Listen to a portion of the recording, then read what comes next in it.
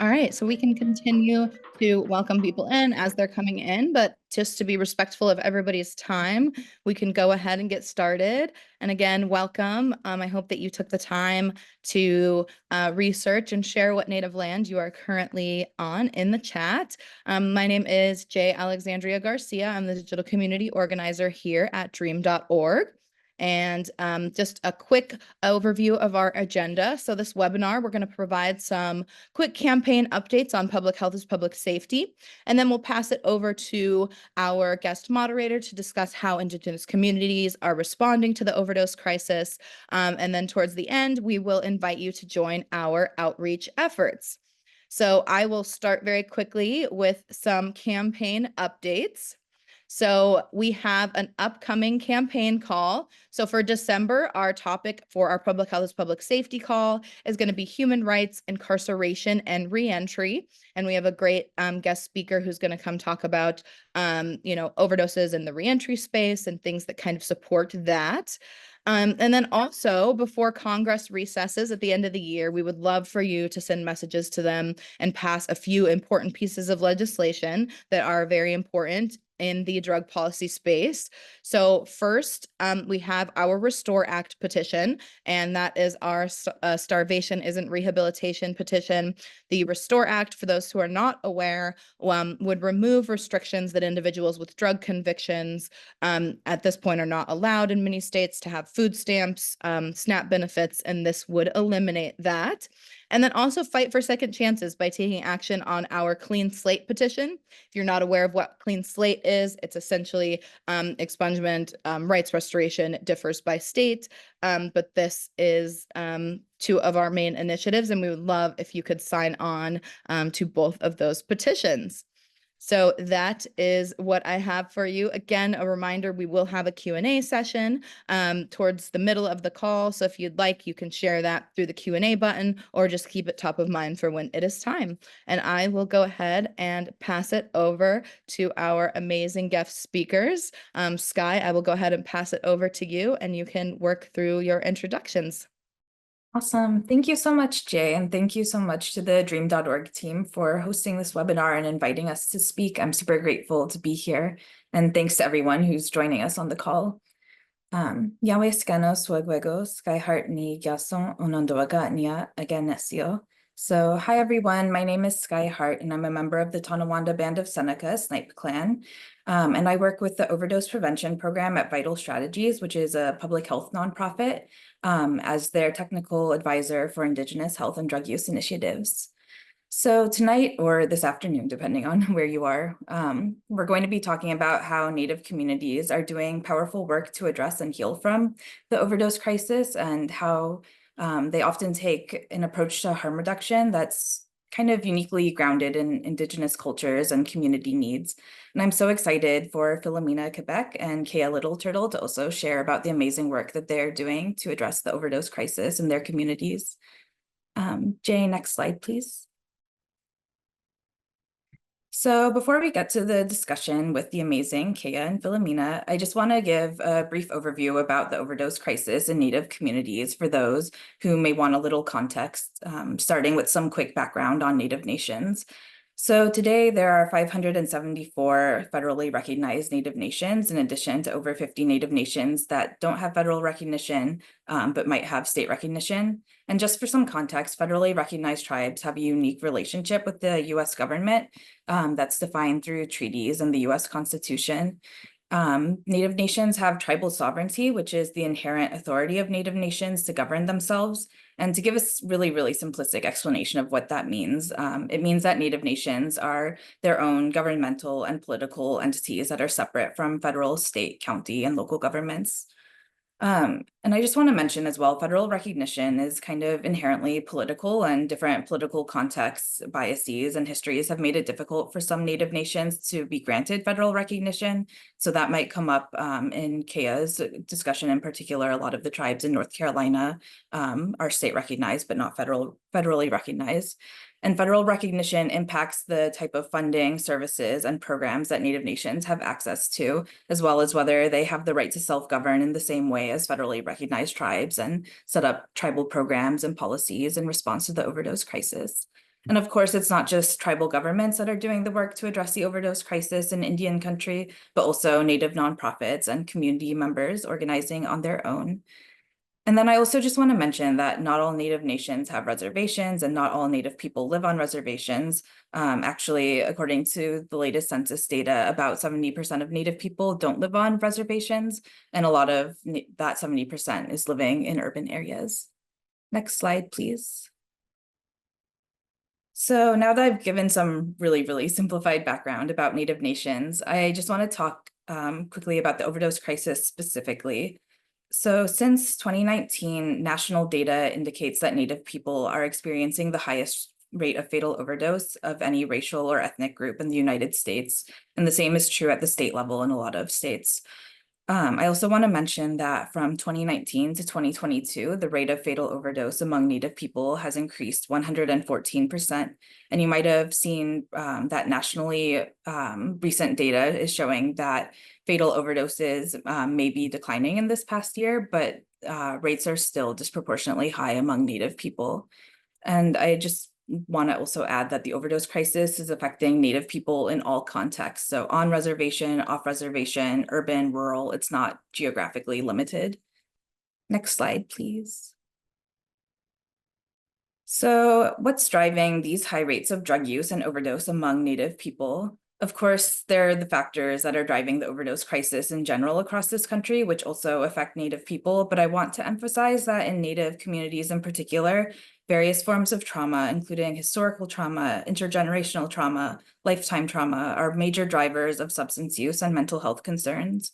And at the root of these traumas are genocide, colonization, and oppressive government policies that Native people have experienced and continue to experience. And this isn't necessarily unique to Native people, but it's a really big issue. And I wanted to share some of the specific things that Native communities have experienced. Next slide, please.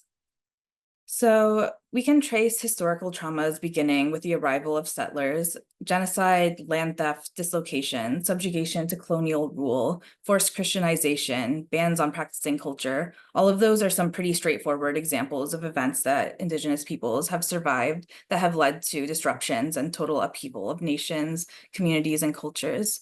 And some of these instances of genocide and colonization may sound like they were a long time ago, but their damaging impacts continue. So like consider how much land is considered tribal lands now and the material conditions on those lands. So things like access to healthcare, jobs, education, even food, water, and internet in some places.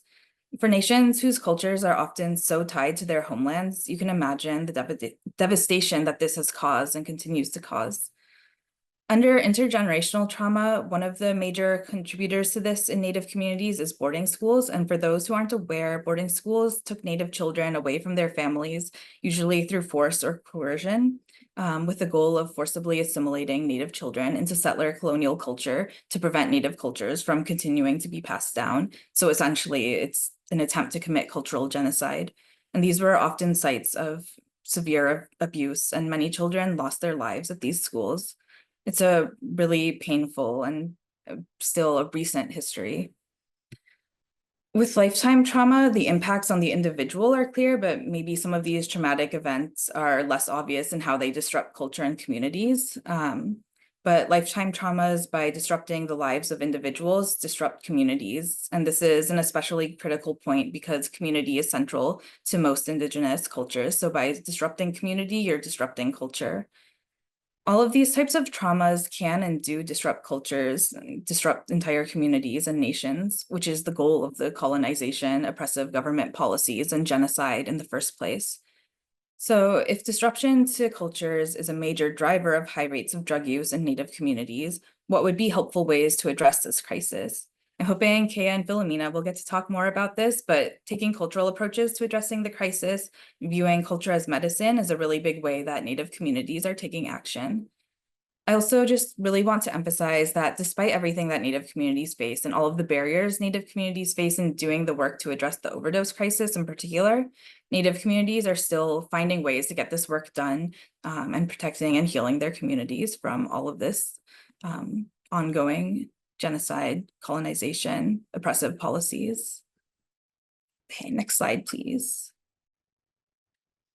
So now that we've gotten a really, really brief overview of where we're at and some of the unique factors behind how we got here, I would like to turn it over to our two speakers to share more about the work they're doing. So first, I'm going to turn it over to Philomena Kebec, who belongs to the Bad River Band of Lake Superior Chippewa Indians and is the Economic Development Coordinator for her tribe, which is located in northern Wisconsin. She helped create a really incredible harm reduction program at Bad River, and I'm really excited to hear from her. So Philomena, feel free to introduce yourself and share a bit about your work. Uju Indinoe Manidak, Babiwash Indigenous Cause Makundodem, Mushkazibing Indonjaba. So I'm really honored to be here today to talk to you and my friends at dream.org to again connect with Skye. Your presentation was really fantastic. It was so succinct. Sometimes I start talking about those things and I just like go off on all kinds of tangents. And I want to acknowledge my new friend Kaya. Kaya, thank you so much for your work, and I'm really excited to present with you today and get to know you better, learn more about what you are doing. So our our harm reduction program started about 10 years ago. It was very informal, but there were a couple community members who came together and we saw that there was like a treatment of people who use drugs in our community that was out of line with our values. And so we decided to change that. And, you know, we've been doing that ever since. Thank you so much, Philomena. Next, I want to turn it over to Kaya Littleturtle, who is Tuscarora and Lumbee, and is the program manager for the Good Mind Initiative with the United Katehnuaka Longhouse, a nonprofit organization. And Kaya is doing some really beautiful culturally based harm reduction and overdose prevention work with Indigenous communities in North Carolina and the greater region. So Kaya, could you please introduce yourself and share a bit about the work that you're doing? One waga hef kagarichwa ye agihre ganike arichwa una hesne na we toin yaga we ta danin yaga gweni es what you got a guath ne ganike diga went down can't chwat yat nyaru ke little turtle gian sent a we skisa sete gatanawaga diwaga nu na. My name's Kaya Little Turtle. Tuscarora, living over here in Lumbee territory, Snipe clan, part of the United Katehnuaka Longhouse, and helped to oversee the Good Mind Initiative. You know, this really we could say that this really started all the way back in the 1930s. We could say this is almost 100 years worth of a movement, but it was in the 1930s that our people started to revitalize our longhouse ways, our Gunness Heskett, and we did that with help from our relatives from the St. Regis Mohawk that came down here and helped us to reestablish some of our traditional ways of being. And then throughout the different generations, it's been difficult to maintain that. Skye really highlighted the different effects or the different points of colonization and how that negatively impacts us as Indigenous tribal communities. Well, after COVID, we saw such a spike in overdose here in our area. I live in Robeson County, the largest county here in North Carolina, but it's very rural, and it's very behind the times as far as is combating these issues. And so we were not prepared. We were not prepared for the onslaught that is continue to build here in our area as it pertains to substance use disorder. And so many of our people started having these community conversations, and we found that our best way of being able to tackle this was a holistic approach, using our medicines, our guastuneco, our songs, our dances, our voices with one another, our ears, and so we started a traditional approach to combating these issues in our community, and we've been able to find great success with that. Yeah. Yeah, thank you, Kaya. So now for the part I'm most excited about, I'd like to get into our little panel discussion with Kaya and Philomena. And my first question is for Philomena, and it is, could you please share a bit about how the overdose crisis has impacted your community and how you've been able to draw from cultural and community strengths for solutions to the overdose crisis? Yeah, thank you for the question. So I'll just start with, the demographic data that we see. Like North Carolina, Wisconsin is among the states that has seen some of the highest rate of overdose fatality among American Indian Alaska Native individuals. And we're in one of the counties within the state of Wisconsin that is experiencing the highest rate of overdose fatalities and overdose events overall. And so it's been very intense, and we've lost a lot of good people here unnecessarily.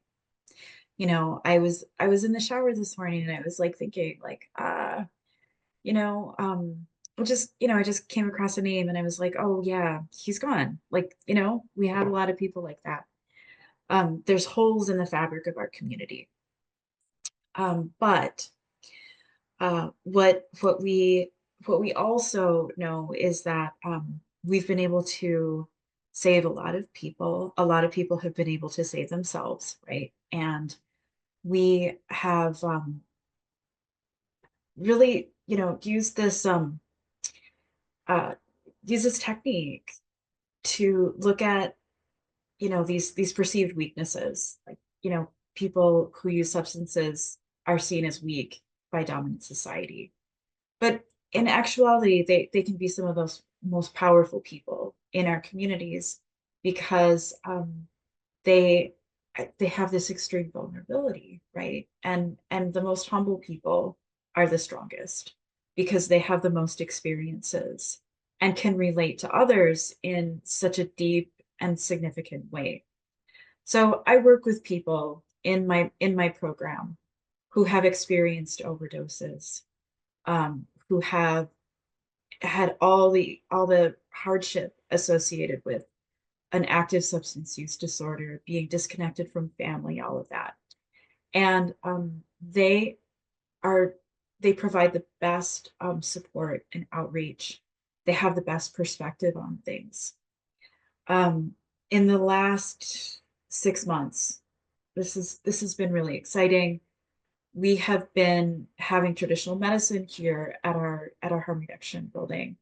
So right outside my building is a sweat lodge. We had a sweat last night. This whole building was full of naughty kids and, parents outside, like, getting their sweat on, singing hard for the people.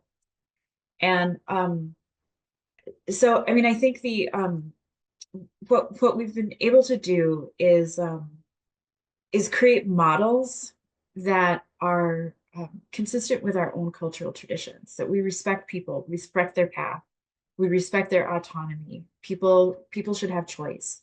That's part of our culture.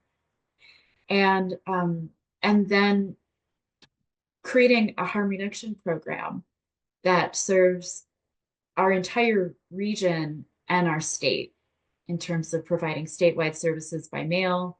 And then we have contractors going out in the community who are people with lived experience who are paid to provide overdose prevention services, harm reduction services out in the world. And most of these are Native women. We've had like a few men, come on as contractors, but these are the women in our community who are, doing the work. They would be doing it anyway, but we're making sure that they're paid fairly. And, and then we're really trying to uplift the dignity, the pro-social values, the incredible experiences of people who are using drugs and have used drugs. And making, really advocating for more treatment options, more prevention options for our kids, more funding for tribal communities, because there really has not been significant investment into the healing that we need for our communities in order to get beyond this, so that we can, continue to build things up and return to our culture, our values, our languages, and all that. Thank you so much, Philomena. It's always really great to hear about what's going on in your community. And I think you raised a really important point as well about, even if the funding weren't there, you'd be doing this anyways. People in your community would be taking care of each other anyways, because that's such an important cultural value. My next question is for Kaya, and it is, what does addressing the overdose epidemic and healing look like in an Indigenous context, especially in the context of the communities you're from and work with? Right. Oh man, that was such a great response from Philomena there, and talking about the women, that's really powerful. One of the things I talk about a lot is that every single one of us are here because of our mothers. Every one of us is here because of our mothers, and I don't know, that really resonated with me. I appreciate that. So as we're tackling these issues here and the cultural application of it, one of the things that I stress on is yet kesut kehatne wa agihri hwayeswa etnwe yara, is to say that our ancestors, they left us with responsibilities, and we need to remember what they are. Our approach to this is the very first trauma. We talk about trauma, but the very first trauma that our people really experienced was that attack on our identity. It was the attack on our culture, because those are our original medicines, our songs, our dances, our language, our forms of being able not just to connect with one another, because that's really important, but being able to connect with ourself. That's huge. When you can't connect with yourself, and you can't see yourself the way that you need to be seen, it creates disconnects. One of the things that we always talk about is we say that every human being develops coping mechanisms to make it through life. And unfortunately for some people will develop a negative coping mechanism, resulting in substance use disorder, drugs and alcohol, and all the various different things that come with that. What our mission is to replace those negative coping mechanisms with positive coping mechanisms. There's still, even today, a huge stigma in our area. We do live in the Bible Belt here, and there's a lot of things that for a long time has not been like socially acceptable to talk about. Substance use disorder being one of those things. It was one of those things where it's easier to sweep it under the rug, or it was embarrassing to have those kind of discussions on a community level where you can make those kind of impacts. And so part of it's been removing that stigma, moving things outside of just go pray about it and it'll be all right. It's a little deeper than that. We have to apply a little bit more thought than that. We can fix these issues, but we have to give it the attention that it's calling for. So we replace those negative coping mechanisms with positive coping mechanisms. Their songs, their dances, their identity. That first trauma, that's what we address.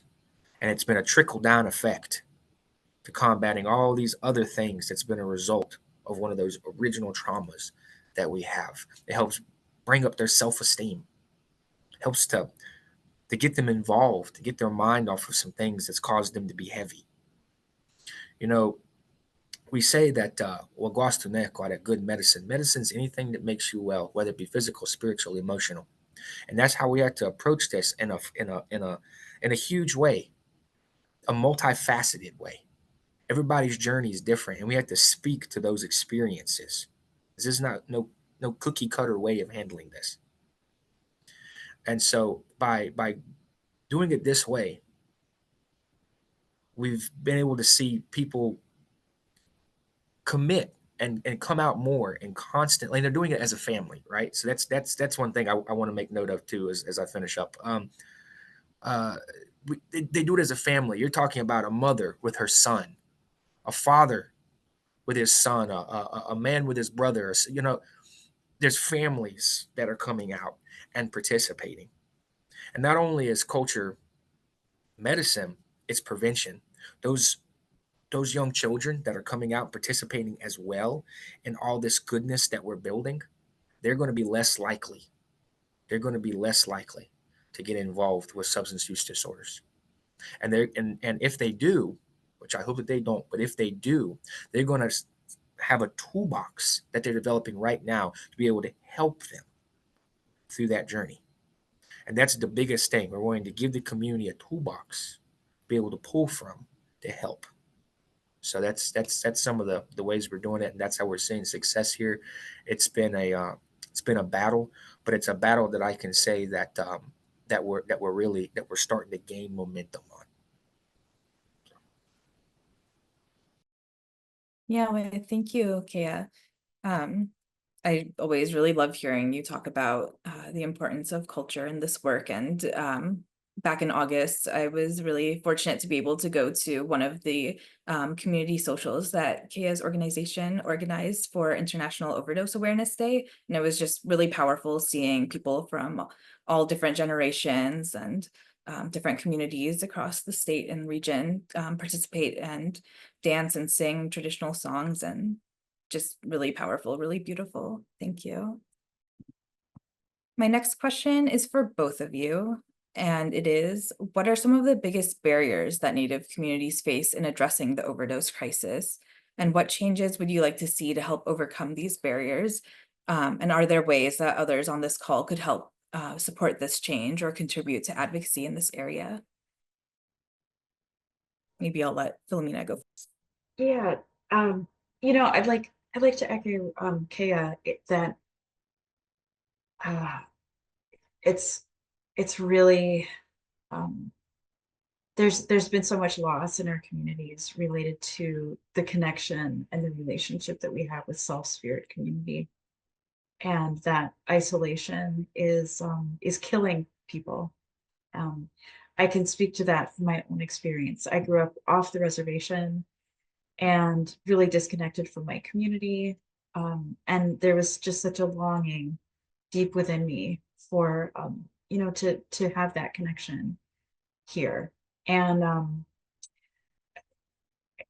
I, there's an elder that gave my child his name. Well, one of the people that gave him his name.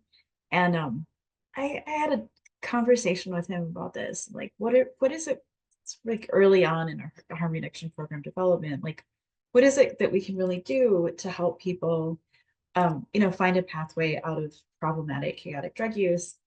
And he was like, you have to find out if they have their name, their spirit name. And that's the first kind of step on this journey, right?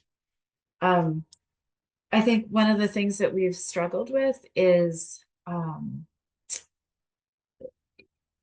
lots of things that we've struggled with, but making sure that we have those connections, that people are able to like get connected up with the traditional medicine that they need is so critical. One thing that's happening in a couple different states, and it's a bit controversial, is Medicaid reimbursement for traditional healing services. So there's a 1115 waiver that I think California, Arizona, and a couple different states have, that will provide for payment for these kinds of things through insurance. And I mean, I think that's a really important step. The things that we need as Native people, the cultural healing that we need, it's absolutely legitimate. It's backed by peer-reviewed research, and and certainly it makes sense that we need to reconstitute our cultural traditions in order to create that connection that's so vitally needed. I don't know. I think I forgot the question, but also I'll stop there.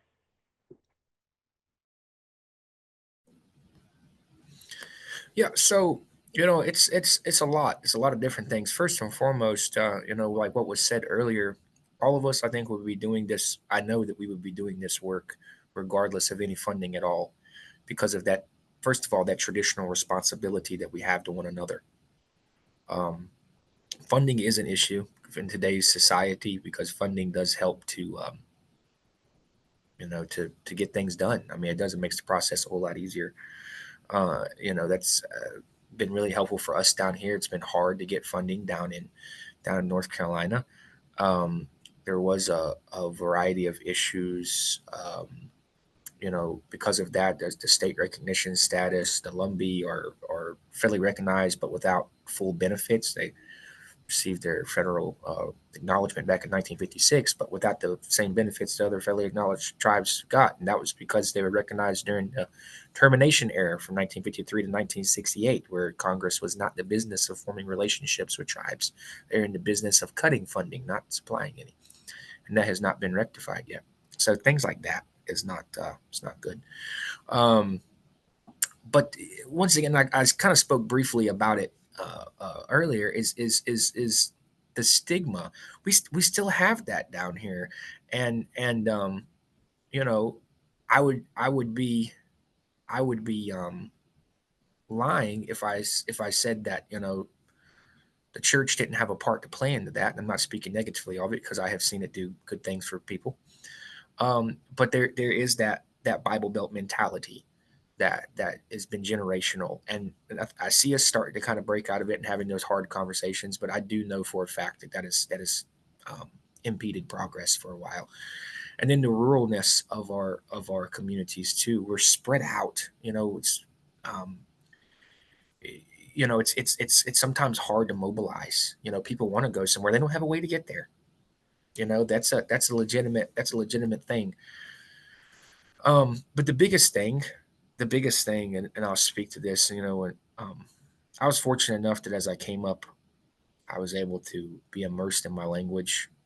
I was able to travel and be with my relatives in Lewiston, New York, quite a bit, and be part of our language program, and be able to converse like that, and it helped me with my thinking. Being able to learn my language, and not just English, really helped with how I view the world. And for any of my Indigenous listeners on here, your language is so important. It's so important. It changes everything.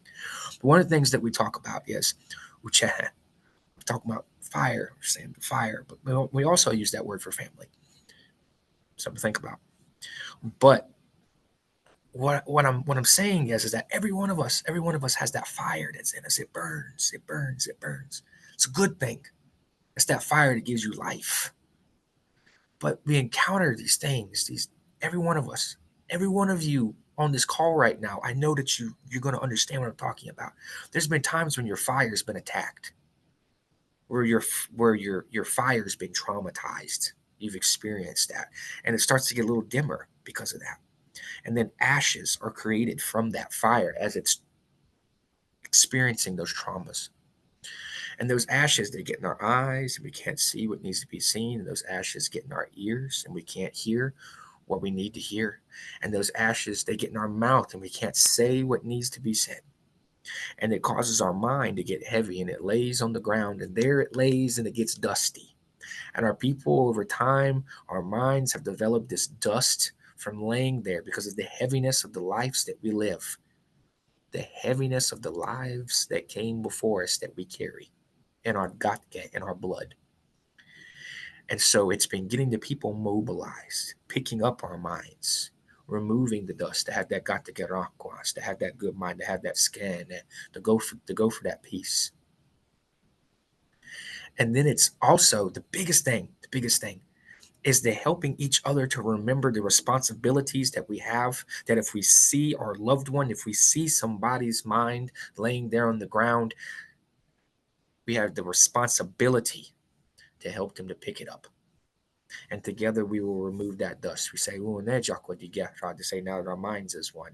So it's reaffirming those responsibilities.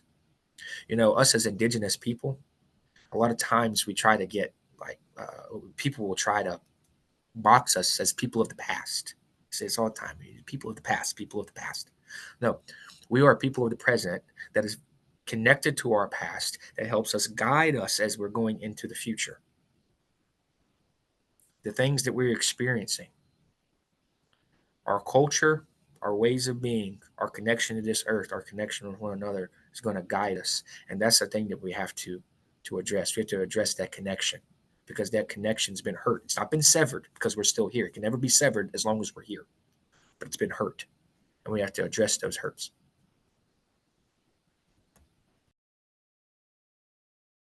Thank you both. Those were both very important points, and yeah, just cultural connections. Those were all of my prepared questions, but if there's time, just wanted to give you both a chance to share anything else that you might want to mention that we didn't get a chance to talk about before getting to audience Q&A. So there's one thing that I'm like been thinking about in my mind, and I don't know if I'm really prepared to talk about it, but I'm going to talk about it anyway. Is the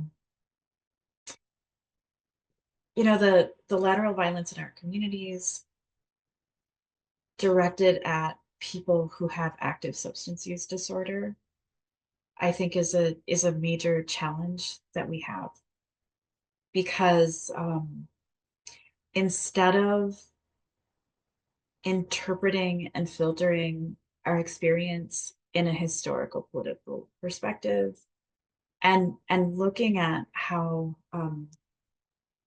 the risk factors for substance use disorder for American Indians are high. American Indian Alaska Native people are high due to these, historical political circumstances and the trauma that we have experienced as Native women, as Native men, throughout time, right? And the fact that we're carrying the burdens of people who have been hurt before us. And instead, I think sometimes it's easy to just say, those guys are the problem in our community. Those guys are bringing drugs into our community. Those guys are bringing shame upon us as a people. And I think that tension is something that is really, is one of our biggest barriers, is one of our biggest challenges. Because there has been a great allegiance within our communities to the law enforcement messages that we're getting from outside. And I think our tribal leaders often are turning to law enforcement to interpret what's happening with respect to drug use in our communities, instead of turning to our traditional ways and our healers and our elders, who are oftentimes taking things from a much different perspective, and looking at problematic chaotic drug use as more of a spiritual sickness. And so, I mean, I think that's something that is like, we're going to need to reckon with that as tribal communities, and hold our leadership to account, and start challenging the narratives that were being fed from law enforcement agencies that have used these narratives to engage in predatory practices related to the incarceration of our people. Not only are we experiencing very high rates of in overdose, but we have some of the highest rates of incarceration of any people in several states. And what I do some research, and what I've seen is that in states where we have really high rates of incarceration of Native people, those are the states where we have a real great divergence between white overdose and Native overdose. And so those are some of the things that I would like us to talk about in tribal communities. It's challenging to talk about, because when we go to policymakers and things, we don't want to talk about the problems that we're seeing in our communities and the sickness that we're having. We want to be focusing on the amazing innovation that's happening with respect to energy and economic development and language revitalization, all these really positive things that are going on. And so, like, really thinking about how we can remember our relatives who are still suffering I think is really key. So I want to do that, and I'm always trying to uplift the people that we work with, not as like they're victims of the circumstances or the situations, but they're making really good choices. And sometimes using drugs as a coping mechanism is a really good choice because you know, they don't have a whole lot of agency. But if they are able to transcend their experience for some moment of time, and get pleasure from a substance, I mean, I think that that's a valid choice. And um, providing other choices is also really important.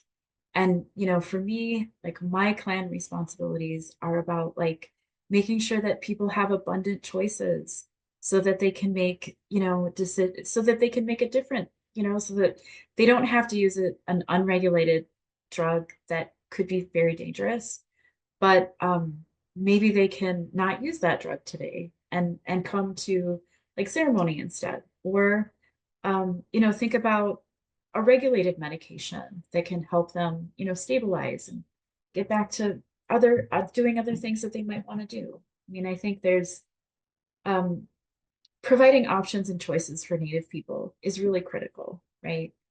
And not just forgetting about us and you know, and assuming that we're in the past and allowing, you know, you know, these trends to continue on. Really important.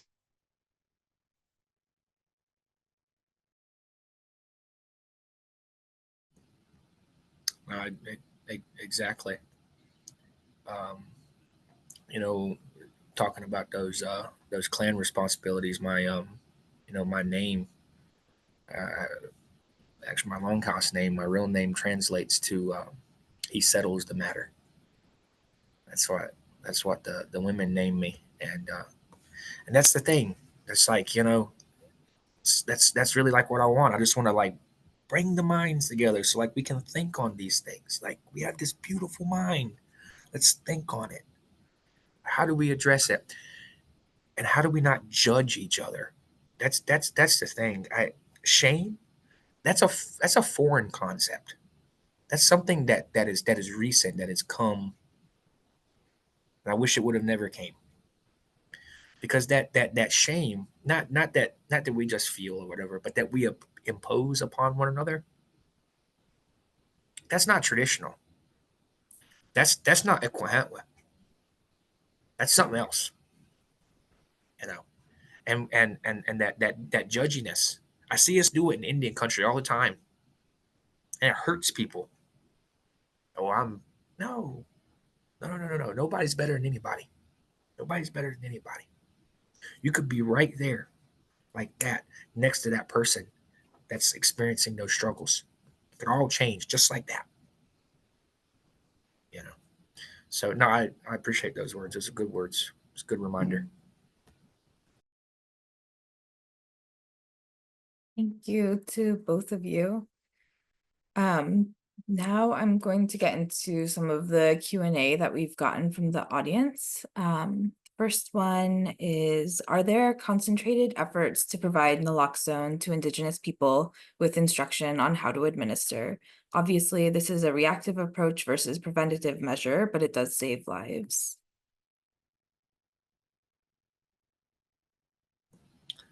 I know that we distribute out into our tribal communities, every one of our socials. Our socials generally, we do it at our talking circles as well. But our socials is where we have some of the biggest community outreach, and so we're distributing anywhere from 150, 200, or plus more to our tribal community members that's coming out. We make sure that all of our tribal community buildings and things is outfitted with all of those different life saving measures, and that's the biggest thing. They save lives. So yeah, that's one of our main focuses down here. Yeah, and I think this is happening more and more in tribal communities all over the place. There's a lot of do you guys have vending machines, Kaya?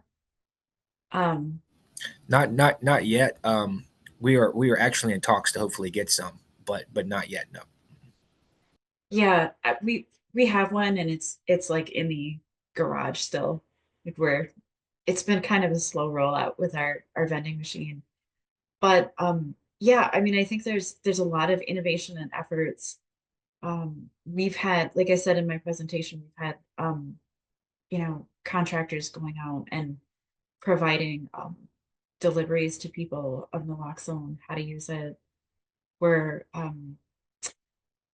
we also have the mail order program through the state of Wisconsin, or in this within the state of Wisconsin. We're mailing out naloxone, probably about 20 packages a day, and many of those are going to tribal communities in Wisconsin. And I think many tribal pharmacies are providing it. There's lots of different ways to get it in communities. The other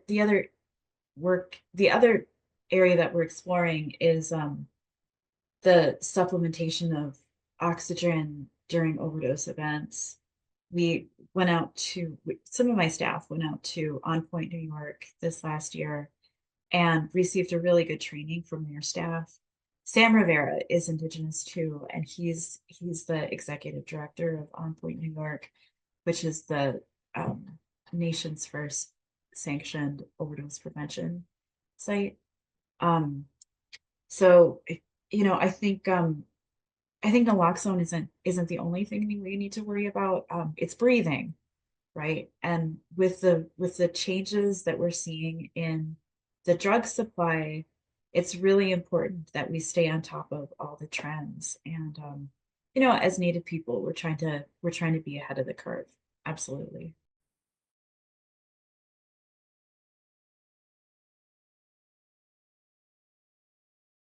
Thank you. Sorry, just pulling up the Q&A again.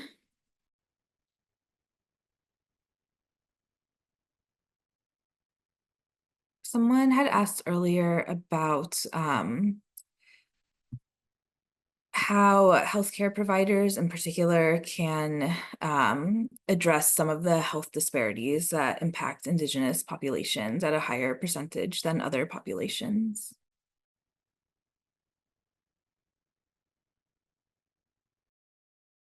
Come work for a tribe.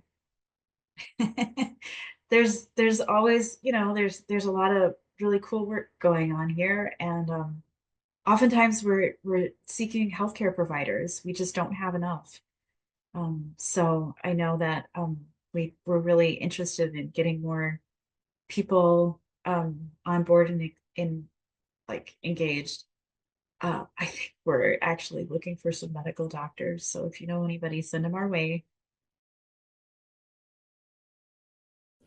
Yeah, I mean that's the biggest thing. I know, like, you know, where we're at, one of the biggest things that is rough for us is, believe it or not, access to like really good healthy food. You know, it's everything around us is like processed food, you know, fast food, things like that. It's creating a lot of different health issues. We need more, I don't know, organic foodways. So that's actually been a part of our thing too. We're working on like that traditional food system reapplication, um, putting that goodness into your body, those healthy foods, helping you feel better. That's been a big one, but just made me think about that.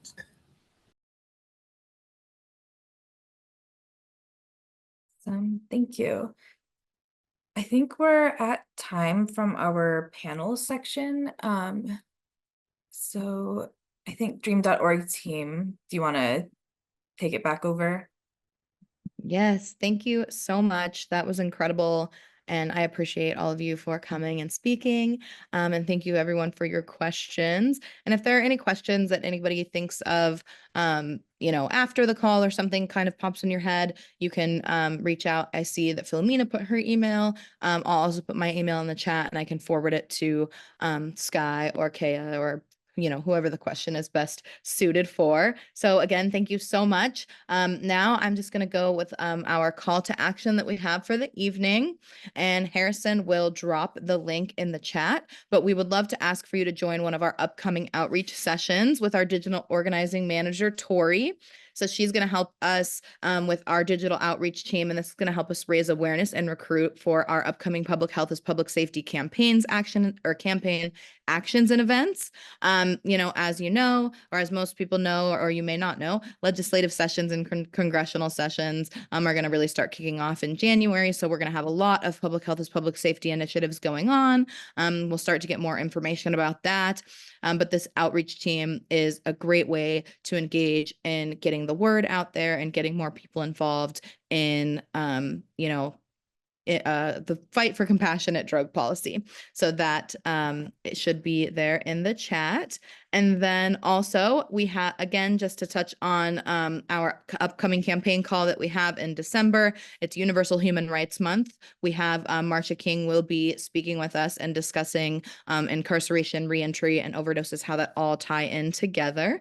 And we do have the registration link dropped in the chat, as well as you can scan the QR code.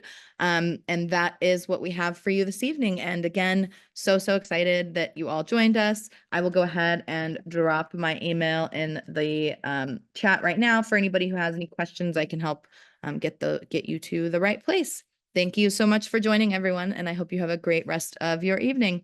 And thank you to our speakers again. It was incredible.